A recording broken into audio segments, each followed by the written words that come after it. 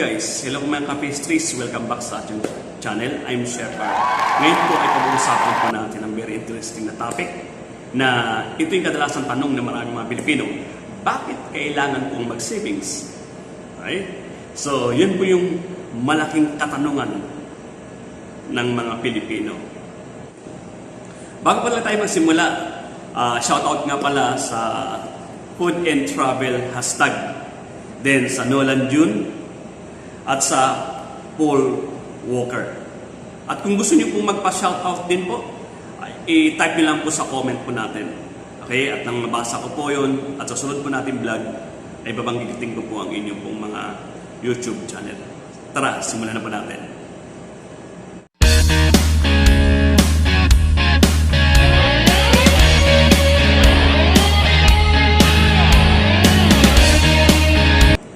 Sa topic po natin ngayon, na kung bakit kailangan kong mag-savings, mula pagkabata pa po natin, ay naririnig na po natin yan sa ating mga magulang hanggang sa paglaki.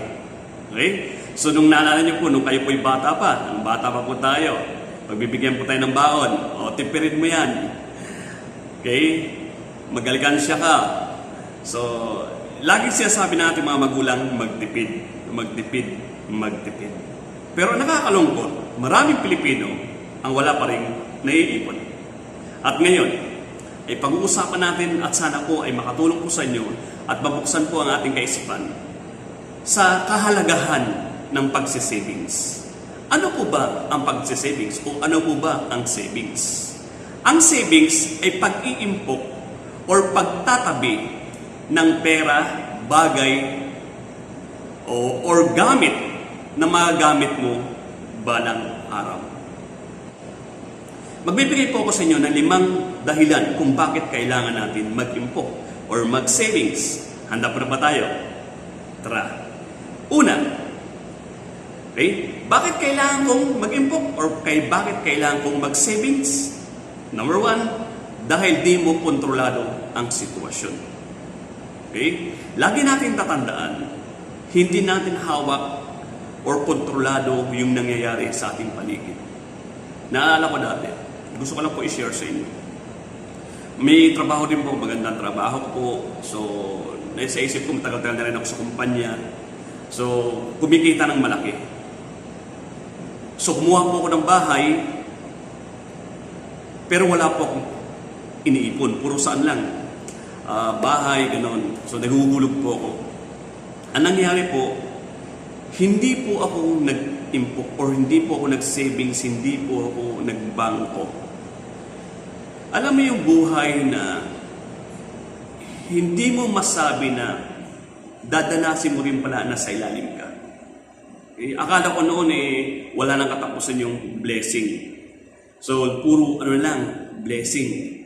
Pero dumating po yung sitwasyon na kung saan talagang bagsak ang nangyari sa buhay ko na hindi ko makakalimutan. At yun yung naging marka. Kaya natutunan ko po yung mag-savings. Kasi meron akong isang mahal sa buhay ang namatay. At dahil po sa wala akong ipon, hindi ko napagamot. Hindi ko nasugod sa ospital, pero alam mo yung sinisisi mong sarili mo dahil wala kang nagawa, wala kang naitulong, dahil wala kang pera. Alam mo yun na dala-dala ko, marami nagko-comfort sa akin na sinasabi ay kalooban ng Diyos yun. Pero alam mo sa sarili mo, kaya nandoon yung tinatawag na konsensya or udyok na rin ang mga negatibong kaisipan dahil magulong-magulong isip mo dahil mahal mo sa buhay talagang wala kang nagawa. Dahil wala po akong pera, wala po akong naipon. Noong time pa na yun, biglang natanggal ako sa trabaho. Nagkaroon kami ng problema ng kumpanya. So, nagkaroon ng illegal dismissal. So, dahil wala akong pera, alam mo yun, sinisisi ko yung sarili ko dahil ako yung may kasalanan. Dahil kung may pera ako, sana hindi nawala yung isang mahal ko sa buhay.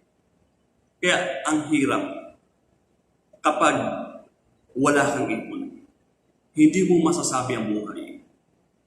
Sabi nga ng iba, ang buhay ay parang gulong.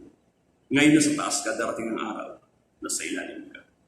At sabi pa nga ng tatay ko, na hindi ko makakalimutan sa sinabi niya, hindi na pwedeng bumalik pa yung dumaan na sa'yo pag hindi mo ito napahalagaan.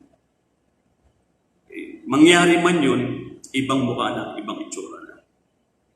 So, kung pinagpapala ka ng pinagpapala ngayon, mag-impo ka.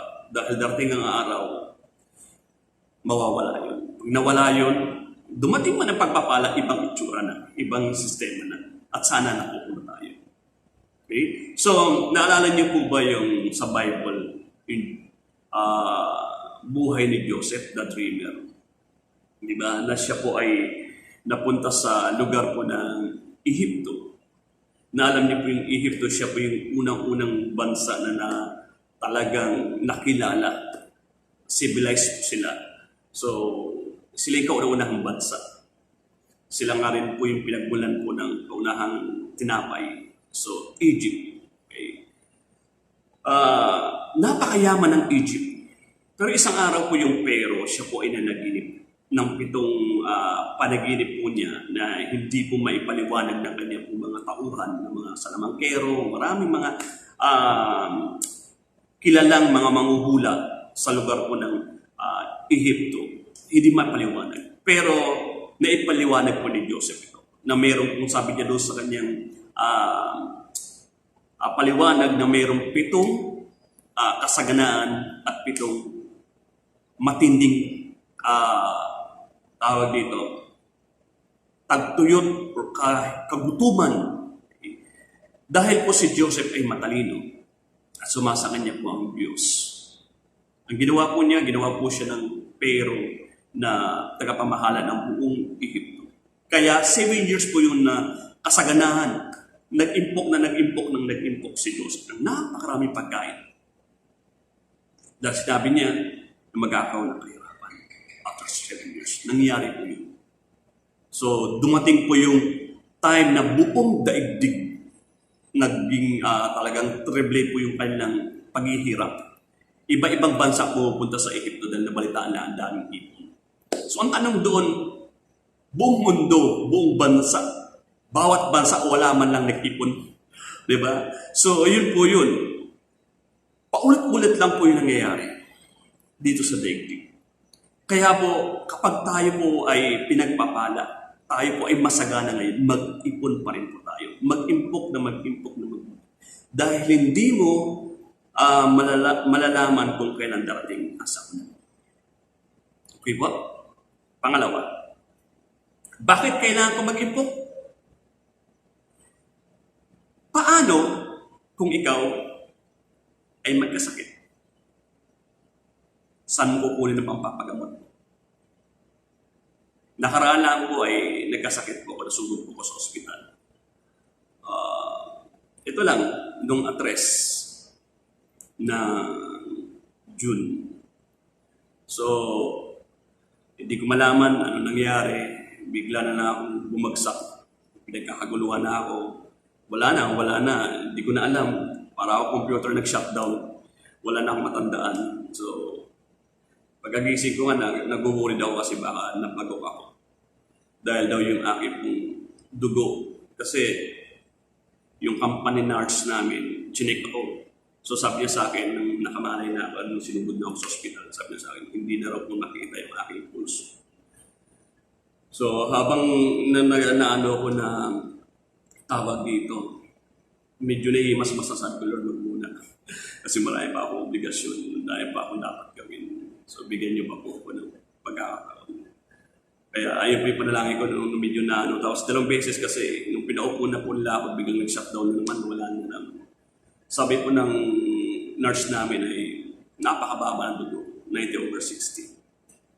So, hindi ko malaman anong nangyari. So, sinugod nila ako sa ospital. Nung sinugod nila ako sa ospital, chinek up ako lahat. Dugo, potassium, siyempre yung sugar mo, titignan kasi yung mga unang naging dahilan kung bakit daw ay na nawawala ng malay ang tao. Para rin ako si Wolverine na nanuan dito ng mga mga wire dito para tas binukas yung damit ko tapos kung ano mga inilagay dito. So, yung pala check yung puso mo kung may problema ka sa puso. So, sa awa ng Panginoon naman, sa blessing talaga ng Panginoon, tsaka siguro dahil sa prayer ko, Lord, bigyan mo po. Awan mo na ngayon. Okay. So, bata pa ako. Marami pa akong gustong gawin.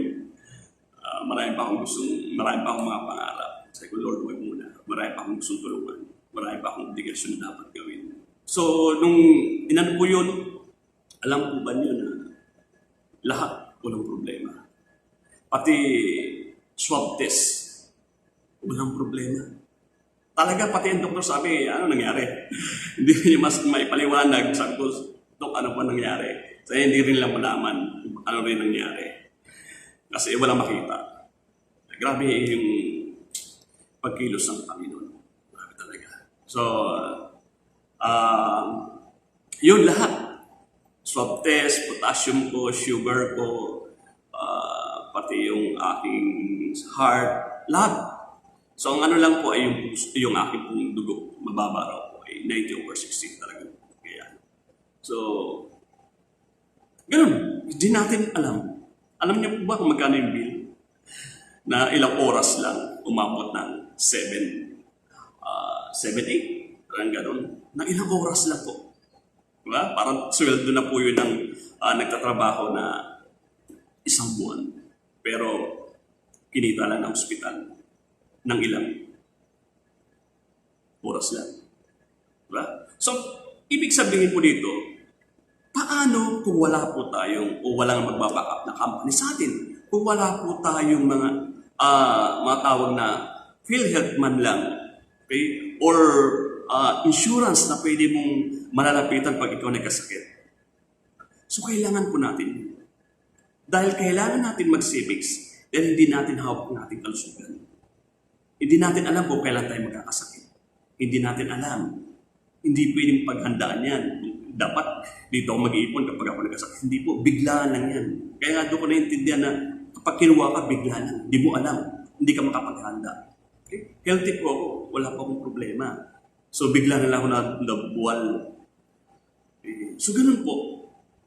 Okay, next. Pangatlo, bakit kailangan tayo mag-savings? Para sa ating mga pangarap. Example, may plano kang bilhin sasakyan, motor, kotse, bahay. Dapat pinag-iipunan yan. Hindi naman pwedeng nag-usap kayo ngayon, bukas mabibili mo na. Kung may savings ka. Di ba? So, kapag meron tayong target or plano, meron tayong gustong bilihin, gusto natin magtayo ng negosyo, bakery. Okay? So, kailangan pinag-iipunan. Huwag nating isasama yung target po na or yung ating pong planong bilihin doon sa ating budget kasi maapektuhan. Okay? So, kailangan po pinag-iipunan yan.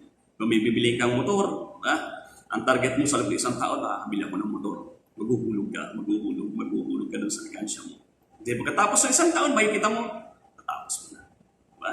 So, ayun po yung dahilan kung bakit kailangan po nating mag-savings. Kasi meron tayong mga pangarap. Maliban na lang kung wala kang pangarap. Iniwala ako lahat ng Pilipino may pangarap.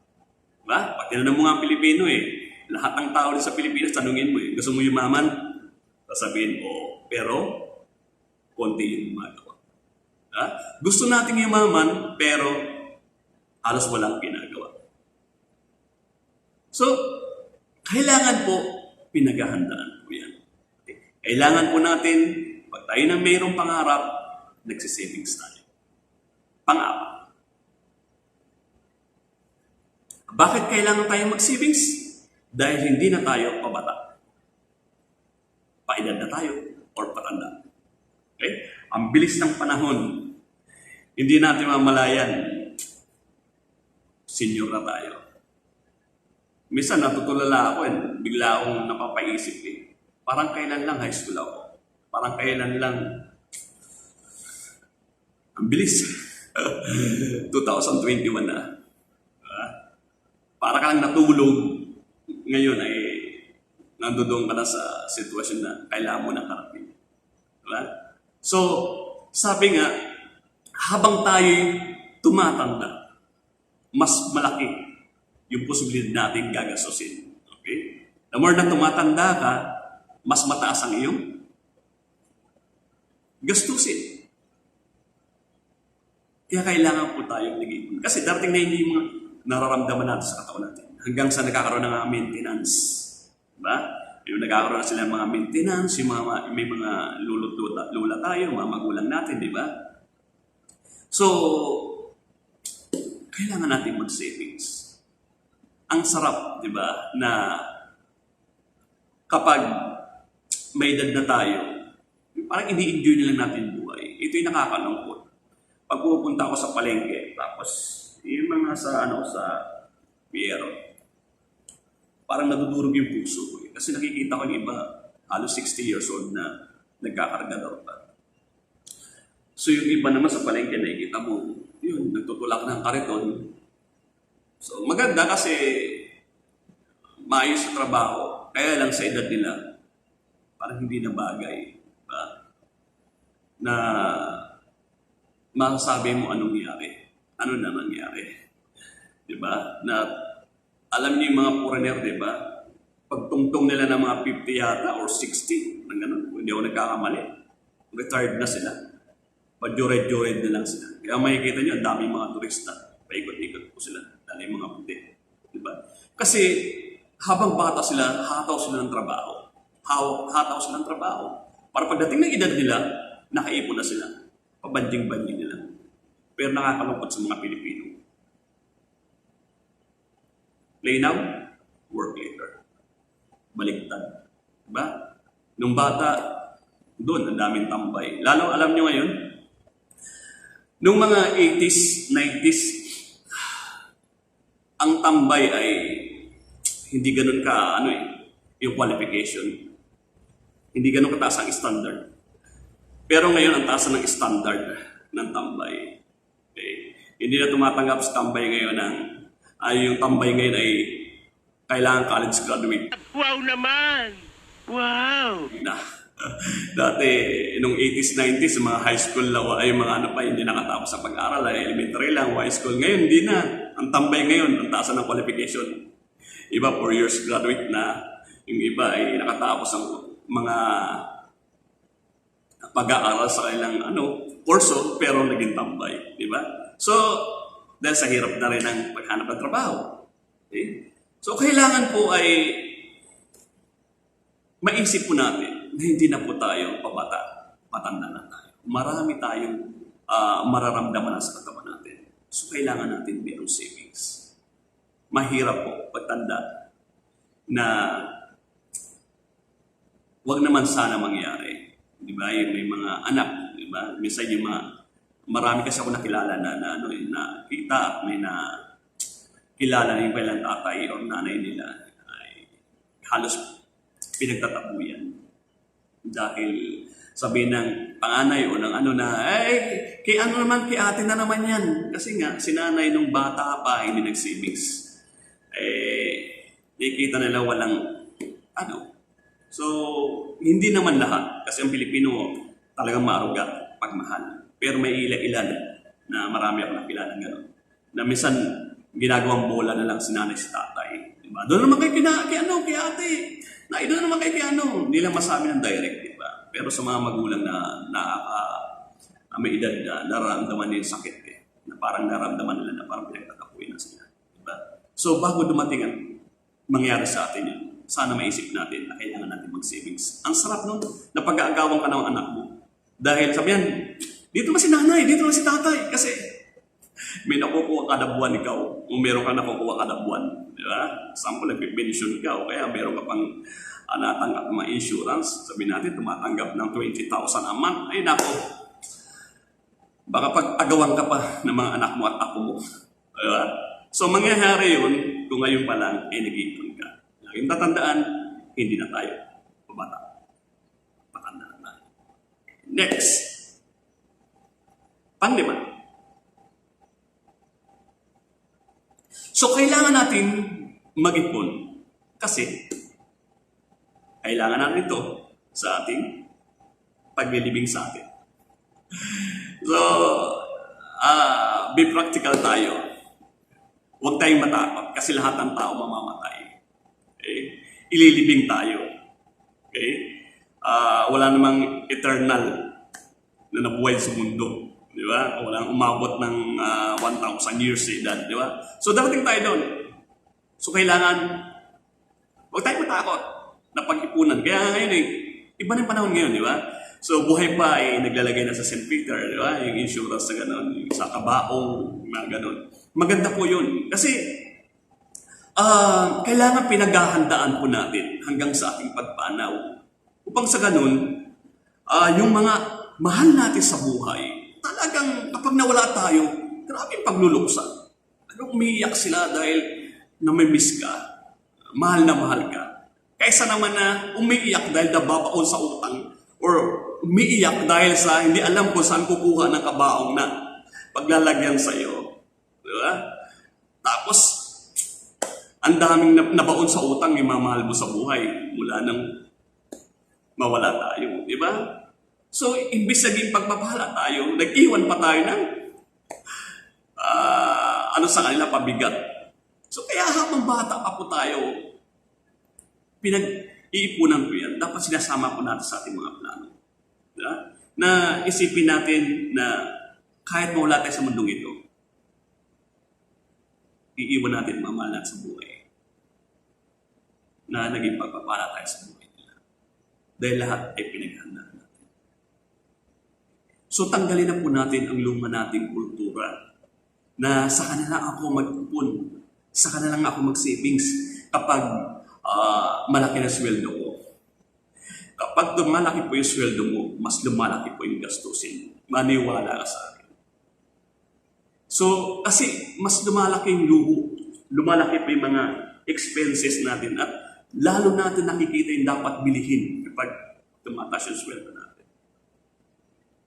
So, ang dami po ngayon mga nagtuturo ng mga about sa savings. Umattend po tayo, makinig tayo, lalo na sa isang paborito ko itong talagang nagtuturo about sa financial, si Chingitan. I-shout out nga pala kay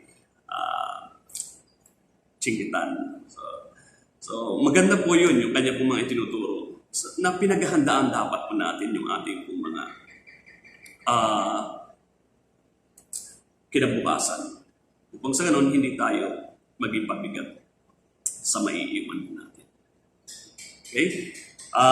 Lagi nating tatandaan, masarap ang mabuhay. Na dumating ang araw na ikaw ay nagkaedad na, wala ka ng alalahanin dahil pinaghandaan na. Okay? So, saan tayo kailangan mag-savings? Okay? Ang dami. Ha? So, sa bangko, unang-una, para pagdating ng araw, meron kang withdraw. Saan pa? Yung mga insurance po natin, i-update natin. Kung wala kayong trabaho, alam niyo po napakaganda na meron po tayong insurance, yung SS po natin. So kung hindi pa po kayo sa SSS, iyan po nyo. Napakaganda. Kasi pagdating ng araw, ang laki na makukuha ng mga membro ng SSS. Kaya kahit wala kang trabaho, kahit voluntaryo, maghulog ka. Feel help. Kasi hindi mo alam yung kailan tayo magkakasakit. Diba? So, may insurance po. Alam niyo ako ay kumuha ng insurance. Hindi ako napopromote ng insurance kasi hindi naman ako ahente ng insurance. No? Pero doon mo nakita yung kahalagaan ng insurance. Medyo mahirap kasi nagbabayad ka. Buwan-buwan. So, kinuha kong insurance yung 4,500 po, 3 buwan na po yun. So, 1,500 isang buwan. Iniisip ko kasi, pag ako nawala, at least mayroon akong maiiwan sa mahal ko sa buhay. Diba? So, makikita na at paano ay naging mabuti ka sana. Iniisip mo rin po kalagayan nila. Pangalawa, nakikita ko, kung dumating mo ng araw na tumanda ako, hindi ako pupulutin sa kangkungan. So, ang hirap na yun, no? At paano, pag hindi na kaya ng katawan mo, hindi natin hawak. Diba? Tulad nga, daan ko naramdaman din sa katawan ko. So, kailangan kong pinaghandaan. Katulad din po ito, bakit ako nagbablog? Kasi alam ko ito investment. Pagdating ng araw, pag ito'y namunga na, pwede akong umani dito. So, lahat dapat pinaghandaan po natin, hindi lang ngayon, pati ang future. Kasi masarap po mabuhay na wala kang iniisip kung saan ka kukuha ng kakainin mo or ng pambibili mo mga kailangan. Okay? At hindi ba kayo nangangarap na isang araw pag nag-retire ka na makapunta ka man lang sa ibang lugar, paano hindi mo pa napupuntahan? Kahit dito sa Pilipinas man lang, so masarap ng mayroon pong savings. Sana po, wag lang tayo sa yung tinatawag na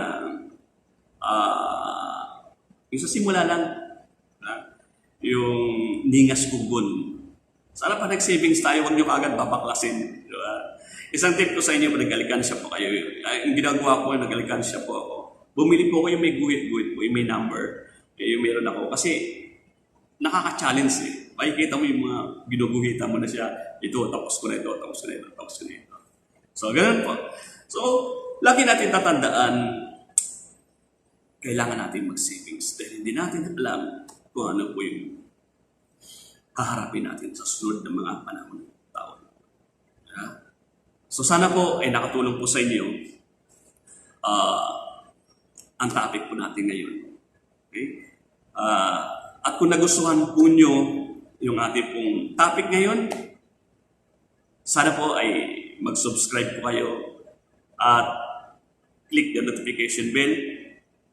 Paki-like na rin po at paki-share po sa inyong mga kaibigan. Kung sa ganun, ay makarinig din po sila ng ating pong topic ngayon. Okay? At kung gusto niyo po magpa-shoutout, kasunod pa po nating vlog, shoutout po kayo. Ano lang po kayo doon? Type niyo lang po sa comments. Okay? So maraming pong salamat. Sana po ay nag-enjoy po kayo sa ating pong topic ngayon. Lagi nating tatandaan, kontrolado ng Diyos ang lahat ng bagay. Nasa taong gawa, nasa Diyos ang awa. God bless po.